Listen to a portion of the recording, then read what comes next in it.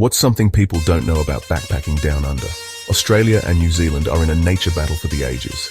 Let's see who wins. First up, Australia. Kangaroos, koalas, and the outback.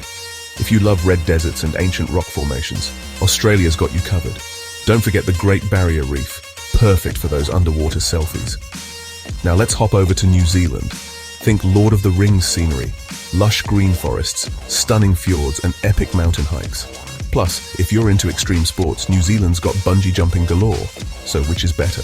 Australia's vast wild landscapes or New Zealand's dramatic, picturesque views? There's only one way to find out. Pack your bags and explore both. Australia or New Zealand? Who gets your vote? Comment below.